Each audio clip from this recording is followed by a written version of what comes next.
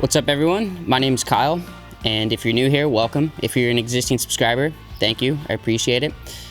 Make sure that you like this video. It definitely helps with the algorithm and it pushes it out to more people that are similar minded, and it helps to grow the channel. For the new year, I'm actually starting a brand new build. I just finished up my 1977 Harley, and if you haven't seen that video, the link is in the top of the video or in the description. Go check that out, give it a thumbs up. Since I finished that, I've been looking for something to do. And I actually have two CB550s that I picked up probably 6 months ago. One of the bikes is completely useless. I think it was in a crash. The frame is twisted and the engine is completely grenaded, you could say.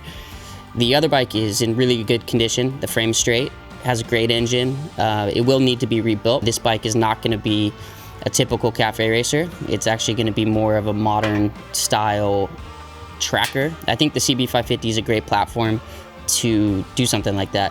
I got some really cool ideas, including a custom exhaust and some other trick parts that I want to do. First, we're going to tear into the engine and get it completely disassembled. That way I can send out the cases and the cylinder heads and the valve cover to vapor blasting to get cleaned up. Also, if you really like this channel and you want to help it grow, I've set up a Patreon. All of the funds that come from Patreon will directly go into this project, and it'll definitely help me move things along really quick. If you're into building motorcycles or riding motorcycles, or you just enjoy watching the process, this channel's for you. So make sure you stay tuned and let's get into it.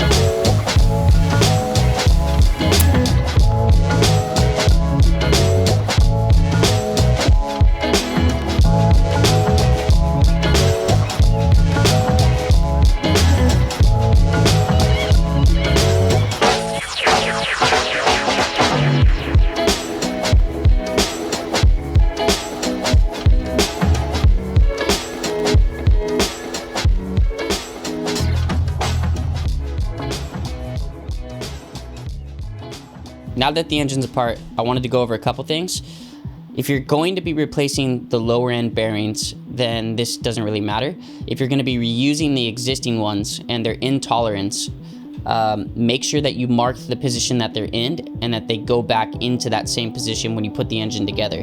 What happens is the bearings wear a certain way against the crankshaft, and not every bearing wears the same. So when you put them back together, you want to make sure that it's in the same position, or else you're going to cause more wear. I'll be doing the same thing for the valve train. Every component that's on the top of the valve train, that'll be marked and go back into the same position. I won't be replacing those parts.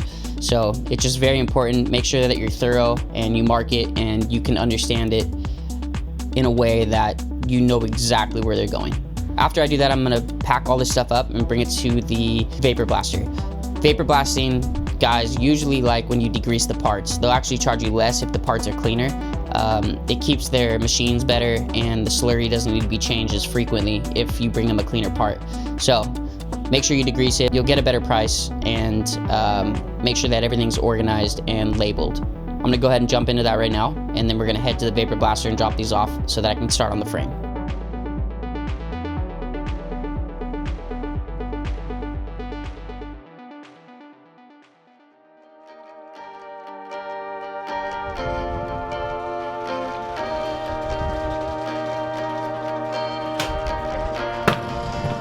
Having a one-car garage sucks. All right, so now that the engine's sent out, we're gonna start on the frame.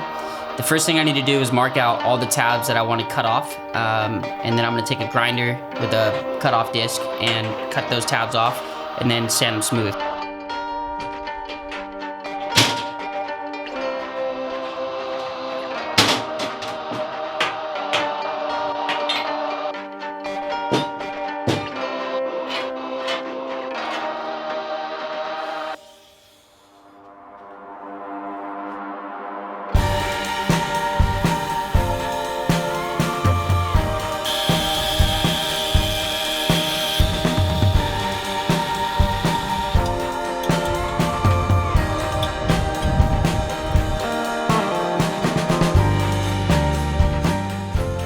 So now that I've cut off the majority of the tabs, I'm gonna be switching to a 80 grit flap disc, and this will allow me to come up pretty flush onto the tubing and knock down any of the existing weld that's still left on the frame. So we're gonna use a flap disc, and we're gonna bring it down to flush and do it as good as we can. We're gonna finish it off with the sanding, but this will get it most of the way there.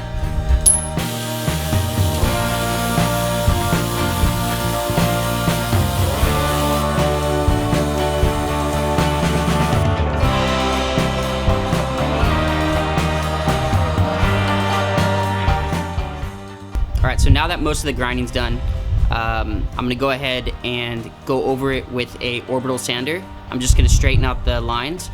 The flap disc took most of it off, but it does make a wave in the tubing. So now I'm gonna go with a finish sand and make it as smooth as possible.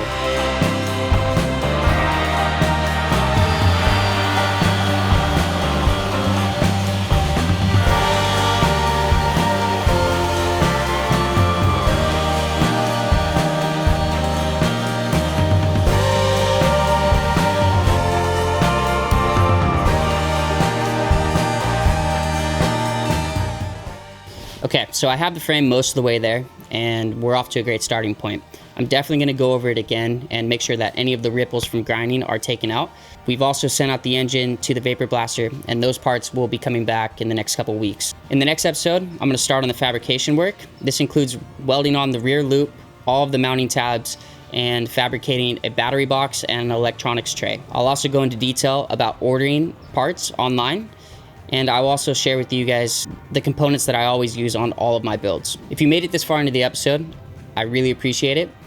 And if you haven't subscribed yet, make sure that you do. Hit that bell icon so that you're notified when the next episode's going to drop. If you'd like to support this channel, please check out the Patreon link in the description. I've been really thinking about ways on how I'm gonna give back to supporters, and I'm gonna upload build sheets, wiring diagrams, and probably do some cool things like t-shirts and prints for those who donate. I hope you enjoyed the video, but until next time, see ya.